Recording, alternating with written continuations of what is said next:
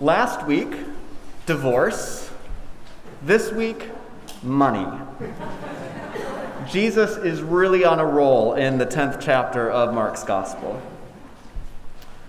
I read some interesting and sobering research this week regarding wealth, empathy, and compassion.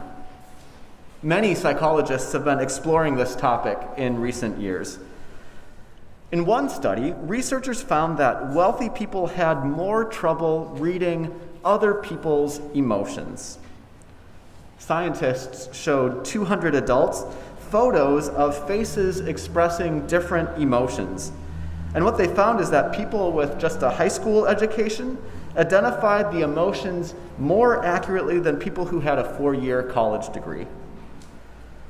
Another study found that upper-class college students reported feeling less compassion than other students when they watched a video about children suffering with cancer.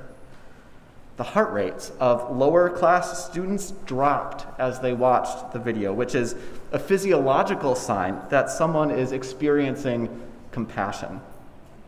That same phenomenon was not observed among wealthier students.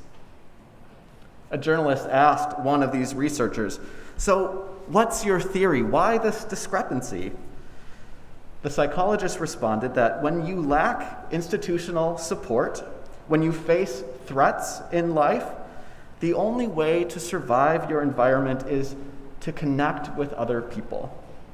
You reach out to people more. You form social ties. You need them and they need you.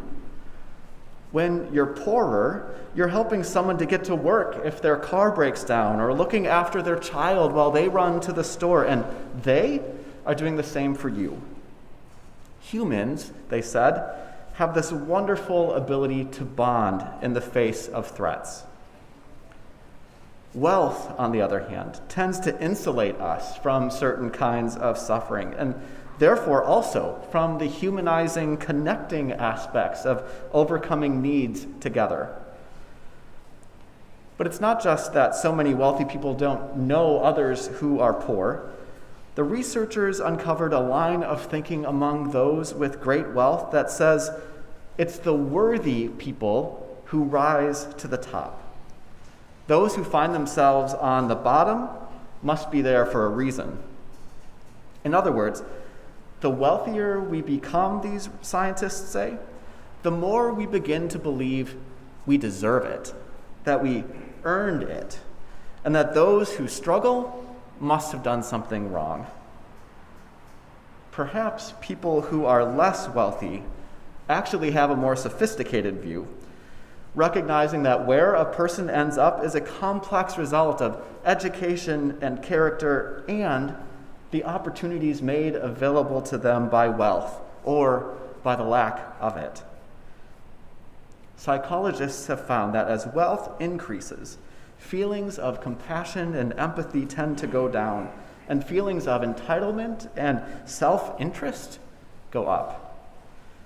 To be sure, it's not only wealthy people who demonstrate these behaviors, because in fact, all of us are tempted to put our own interests above the interests of others. These tendencies are baked into human nature, especially here in the United States, where the American dream tells us that success in life includes accumulating wealth and achieving material prosperity. But researchers have found that wealth makes it even more difficult to recognize the needs of others. If I'm honest, I've begun to notice this in myself. Public transit has been my primary mode of transportation for about the past 7 years. Initially, I thought of it as a way to be in solidarity with a part of our community that many of us would rather ignore, while at the same time saving a little money and reducing my carbon footprint.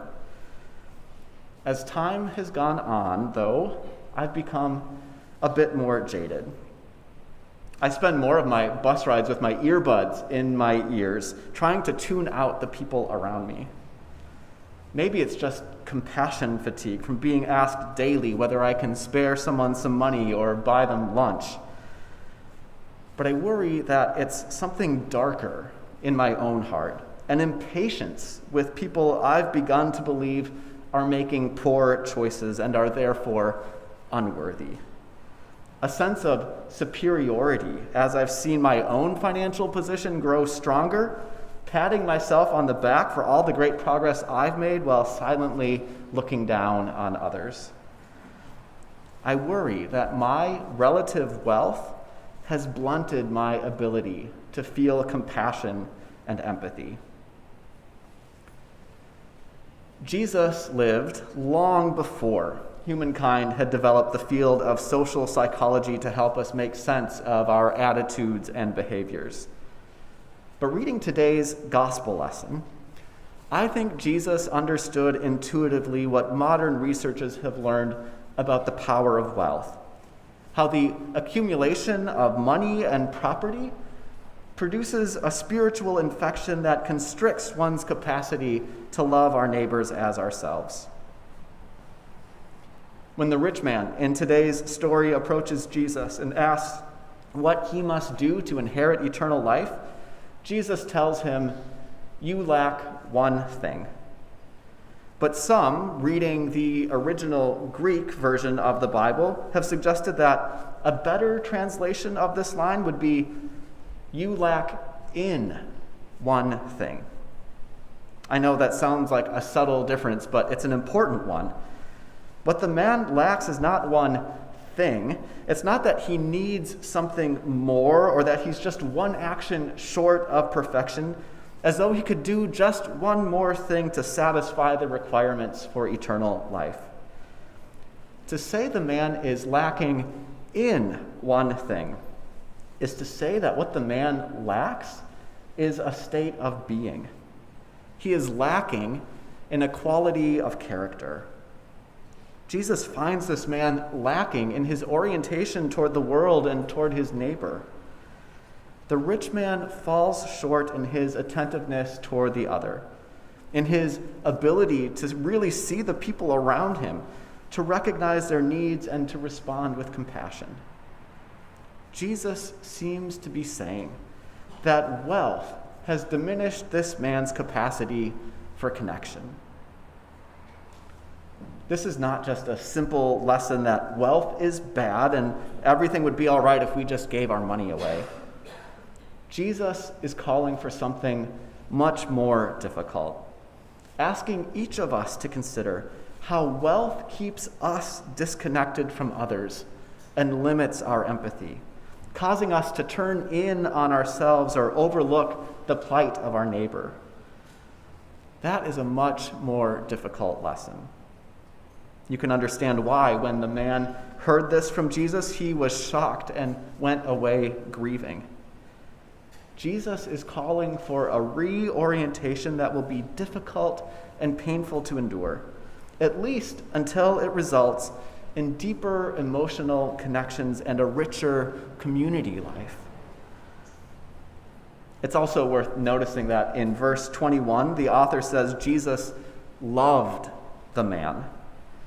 This is the only person in the entire Gospel of Mark singled out as being loved by Jesus.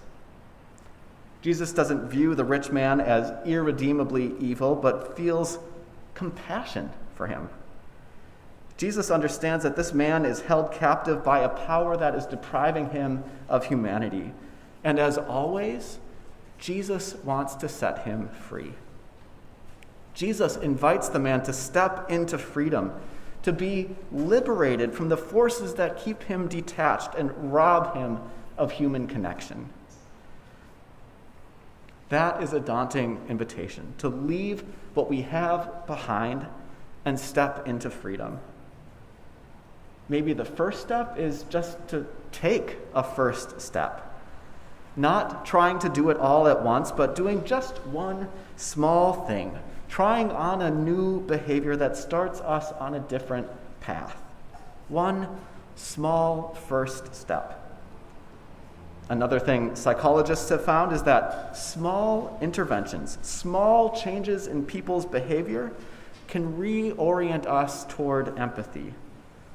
Their research shows that simply reminding people of the benefits of cooperation and the advantages of community causes all people, including those who are wealthy, to become more compassionate and egalitarian. Just one small first step. You've maybe begun to hear about a team that has formed here at Gloria Dei to work on affordable housing issues as a part of Beacon Interfaith Housing Collaborative. You can talk more with them at one of the tables outside after the service today. Beacon is a nonprofit organization here in the Twin Cities that is both an affordable housing developer and a leading advocate for more compassionate housing policy at the state legislature. In the months ahead, there will be an opportunity for us to partner with one of Beacon's affordable housing communities, giving us a chance to get to know our neighbors in a new way, and maybe in the process to deepen our capacity for empathy and compassion. We'll have similar opportunities as we welcome immigrant families who will make a home in room 99 here in our own building. Later in the year, as we engage with Project Home families working their way out of homelessness in Ramsey County. And as we continue serving our bi-monthly meals with loaves and fishes at the Dorothy Day Shelter in downtown St. Paul. Each one of us, no matter how much money we have or don't have, longs for connection. Taking just one small first step may lead us to take another step, and then another and another, until empathy and compassion take root in us and become so firmly established in our hearts that no amount of wealth could stand in the way of meaningful relationships and Christ-like compassion. The truth is, no amount of money could ever surpass the value of knowing others deeply and being known deeply ourselves. Being liberated from our fixation on wealth and more powerfully connected to one another, woven together into the one human community God longs for us to be.